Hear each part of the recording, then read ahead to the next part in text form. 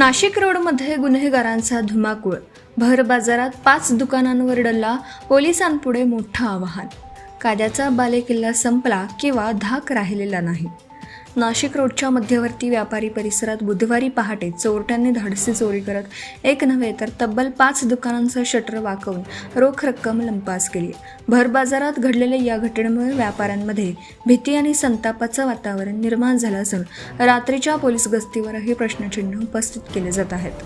शास्त्री पथ रोडवरील Gore and sons generic medicine, Shahu Maharaj Path येथील Namrata sweets, जुने बिटको रुग्णालय परिसरातील PK मेडिकल तसेच डॉक्टर बाबासाहेब आंबेडकर रोडवरील सिल्व्हनिया केक शॉप या दुकानांना चोरट्यांनी लक्ष केलं. पहाटे 1 ते 4 वाजेच्या दरम्यान शटर वाकवून चोरी करण्यात आली.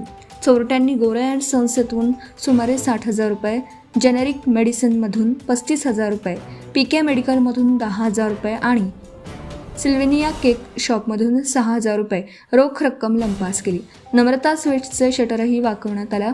मात्र रोख रक्कम न मिळाल्याने चोरटे तेथून पसार झाले.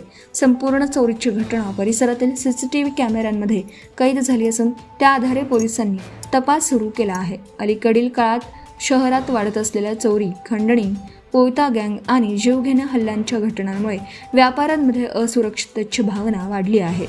त्यामुळे नाशिक रोड परिसरात रात्रीची पोलीस गस्त अधिक प्रभावी करण्याची मागणी व्यापाऱ्यांनी केली आहे. या प्रकरणी नाशिक रोड पोलीस ठाण्यात गुन्हा दाखल करण्याची प्रक्रिया सुरू असून वरिष्ठ पोलीस निरीक्षक जितेंद्र सपकाळे यांच्या मार्गदर्शनाखाली पुढील तपास सुरू आहे.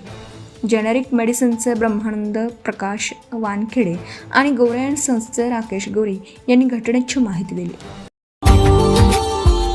Subscribe now and press the bell icon. Never miss an update.